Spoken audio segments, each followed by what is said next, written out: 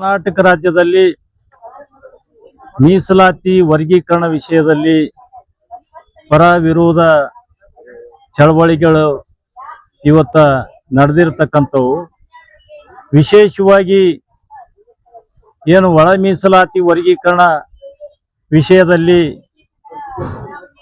ನ್ಯಾಯಮೂರ್ತಿಗಳಾಗಿರ್ತಕ್ಕಂಥ ನಾಗಮೋಹನ್ ದಾಸ್ ಅವರ ಆಯೋಗದ ವರದಿ ಅದು ಅಸಂಬದ್ಧವಾಗಿರ್ತಕ್ಕಂಥದ್ದು, ಅಸಂವಿಧಾನವಾಗಿರ್ತಕ್ಕಂಥ ವರದಿಯನ್ನು ಸರ್ಕಾರ ಅದು ಸ್ವೀಕರಿಸಬೇಕಾಗಿತ್ತು.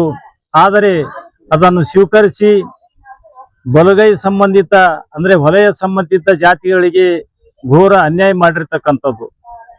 ಇವತ್ತು ವರದಿಯನ್ನು ಸರ್ಕಾರಕ್ಕೆ ಒಪ್ಪಿಸ್ತಕ್ಕಂಥ ಸಂದರ್ಭದಲ್ಲಿ ನ್ಯಾಯಮೂರ್ತಿಗಳಾಗಿರ್ತಕ್ಕಂಥ ನಾಗಮೋಹನ್ ದಾಸ್ ಅವರು ಹಸಿದವರಿಗೆ ಉಣ್ಣಲು ಅನ್ನ ಕೊಡಬೇಕು, ಊಟ ಮಾಡಿದವರು ಸ್ವಲ್ಪ ತ್ಯಾಗ ಮಾಡ್ಬೇಕಂತಕ್ಕಂಥ ಒಂದು ವಿಷಯ ಅದು ಬಲಗೈ ಸಂಬಂಧಿತ ಜಾತಿಗಳಿಗೆ ಆಧಾರವಾಗಿ ಇಟ್ಕೊಂಡು ಇವತ್ತು ನ್ಯಾಯಮೂರ್ತಿಗಳಾಗಿರ್ತಕ್ಕಂಥ ನಾಗಮೋಹನ್ ದಾಸ್ ಅವರು ಏನು ಬಲಗೈ ಸಂಬಂಧಿತ ಜಾತಿಗಳು 40 ರಿಂದ 42 ಲಕ್ಷ ಆಗಿರ್ತಕ್ಕಂಥದ್ದು 4 ಪಂಗಡಗಳಾಗಿ ವಿಂಗಡಿಸಿ 30 ಲಕ್ಷ ಜನಸಂಖ್ಯೆ ಕಡಿಮೆ ಮಾಡಿರ್ತಕ್ಕಂಥದ್ದು.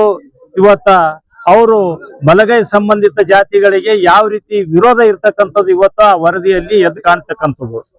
ಇವತ್ತು ಬಲಗೈ ಸಂಬಂಧಿತ ಜಾತಿಗಳಿಗೆ ಬೇರೆಯವರ ಅನ್ನ ಕಿತ್ತು ತಿಂದಿರ್ತಕ್ಕಂಥದ್ದು, ಕದ್ದಿ ತಿಂದಿರ್ತಕ್ಕಂಥ ಮಾತುಗಳನ್ನ ಹೇಳಿರ್ತಕ್ಕಂಥದ್ದು.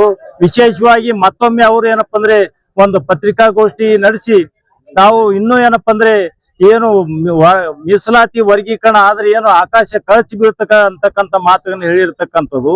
ಇವತ್ತು ನಾವು ಬಲಗೈ ಸಂಬಂಧಿತ ಜಾತಿಗಳು ಯಾರದೇ ಏನಪ್ಪಾ ಅಂದ್ರೆ ಅಪ್ಪನ ಆಸ್ತಿ, ನಾಗಮೋಹನ್ ದಾಸರ ಅಪ್ಪನ ಆಸ್ತಿ, ಬೇರೆಯವರ ಅಪ್ಪನ ಆಸ್ತಿ ಏನಪ್ಪಾ ಅಂದ್ರೆ ಕಿತ್ತು ತಿಂದಿರ್ತಕ್ಕಂಥದ್ದು ಅಲ್ಲ. ನಾವು ಡಾಕ್ಟರ್ ಬಾಬಾ ಸಾಹೇಬ್ ಅಂಬೇಡ್ಕರ್ ಅವರ ಆಶಯದಂತೆ ವಿದ್ಯಾಭ್ಯಾಸ ಮಾಡಿದ್ದೇವೆ, ವಿದ್ಯಾರ್ಜನೆ ಮಾಡಿದ್ದೇವೆ, ಶಿಕ್ಷಣ ಪಡೆದಿದ್ದೇವೆ. ಸತತ ಪ್ರಯತ್ನ ಮಾಡಿ ಏನಪ್ಪಾ ಅಂದ್ರೆ ಸಂವಿಧಾನಬದ್ಧವಾಗಿರ್ತಕ್ಕಂಥ ಹಕ್ಕನ್ನು ನಾವು ತೆಗೆದುಕೊಂಡಿರ್ತಕ್ಕಂಥದ್ದು.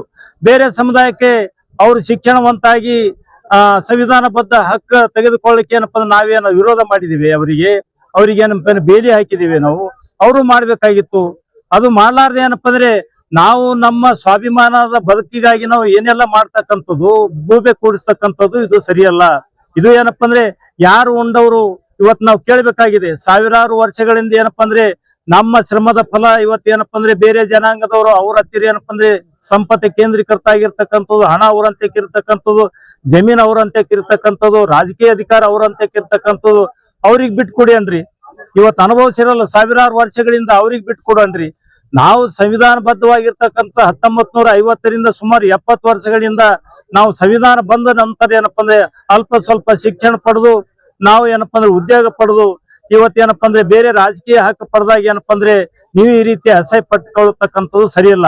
ಈ ನಿಟ್ಟಿನಾಗ ಏನಪ್ಪಾ ಅಂದ್ರೆ ನಾವು ನಿನ್ನೆ ಒಂದು ಇಲ್ಲಿ ಬೃಹತ್ ಪ್ರಮಾಣದ ಏನಪ್ಪಾ ಅಂದ್ರೆ ಮಾಜಿ ಮಹಾಪೌರ ಆಗಿರ್ತಕ್ಕಂಥ ಒಂಟಿ ಆಗಿರ್ಬೋದು, ಮಾಜಿ ಮಹಾನಗರ ಪಾಲಿಕೆ ಸದಸ್ಯರಾಗಿರ್ತಕ್ಕಂಥ ಗಣೇಶ್ ಹೊಳಿಕೇರು, ಇನ್ನೂ ಹಲವಾರು ಹಿರಿಯ ಮುಖಂಡರು ಒಂದು ಸಭೆ ಸೇರಿ ಏನು ಈ ನಿಟ್ಟಿನಾಗ ಏನಪ್ಪಾ ಅಂದ್ರೆ ಬರುವ 27ನೇ ತಾರೀಕಿಗೆ ಏನಪ್ಪಾ ಅಂದ್ರೆ ಒಳ ಮೀಸಲಾತಿ ವರ್ಗೀಕರಣದ ಬಗ್ಗೆ ಏನಪ್ಪಾ ಅಂದ್ರೆ ವಿಶೇಷ ಸಂಪುಟ ಸಭೆ ಇದೆ.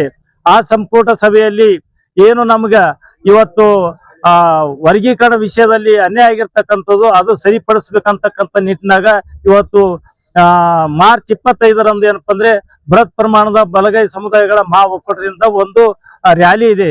ಆ ರ್ಯಾಲಿಗೆ ಏನಪ್ಪಾ ಅಂದ್ರೆ ಕಲಬುರಗಿಯಿಂದ ಸುಮಾರು ಏನಪ್ಪಾ ಅಂದ್ರೆ ಒಂದು 5,000 ಜನ ನಾವಿಲ್ಲಿ ಎಲ್ಲರೂ ಏನಪ್ಪಾ ಅಂದ್ರೆ ಎಲ್ಲರ ನೇತೃತ್ವದಲ್ಲಿ ಬಸ್ ಆಗಿರ್ಬೋದು, ಟ್ರೇನ್ ಆಗಿರ್ಬೋದು, ವೆಹಿಕಲ್ಗಳಾಗಿರ್ಬೋದು ಇವೆಲ್ಲಾನು ತೆಗೆದುಕೊಂಡು ಅಲ್ಲಿ ಏನು ಬೆಂಗಳೂರು ಫ್ರೀಡಂ ಪಾರ್ಕ್ ಅಲ್ಲಿ ನಡೆತಿರತಕ್ಕಂಥ ಒಂದು ರ್ಯಾಲಿಯಲ್ಲಿ ಏನಪ್ಪಾ ಅಂದ್ರೆ ನಾವು ಭಾಗವಹಿಸ್ತಕ್ಕಂಥದ್ದು. ಸರ್ಕಾರಕ್ಕೆ ನಾವು ಎಚ್ಚರಿಕೆಯನ್ನು ಕೊಡ್ತಾ ಇದ್ದೇವೆ ಅಂದ್ರೆ 27ನೇ ತಾರೀಕಿಗೆ ಏನು ಕ್ಯಾಬಿನೆಟ್ ನಡೀತದ, ಆ ಕ್ಯಾಬಿನೆಟ್ದಾಗ ಏನಪ್ಪಾ ಅಂದ್ರೆ ಏನಾದ್ರೂ ಬಲಗೈ ಸಂಬಂಧಿತ ಜಾತಿಗಳಿಗೆ ಅನ್ಯಾಯವಾದ್ರ ಬರ್ತಕ್ಕಂಥ ದಿನಗಳು ಬಹಳ ಏನಪ್ಪಾ ಅಂದ್ರೆ ಗಂಭೀರವಾದ ಒಂದು ಪರಿಸ್ಥಿತಿ ಸರ್ಕಾರ ಎದುರಿಸಬೇಕಾಗ್ತದೆ ಅಂತಕ್ಕಂಥ ಮಾತುಗಳನ್ನು ತಮ್ಮ ಮಾಧ್ಯಮದ ಮುಖಾಂತರ ಸರ್ಕಾರಕ್ಕೆ ನಾವು ಎಚ್ಚರಿಕೆಯನ್ನು ಕೊಡ್ತಾ ಇದ್ದೀವಿ.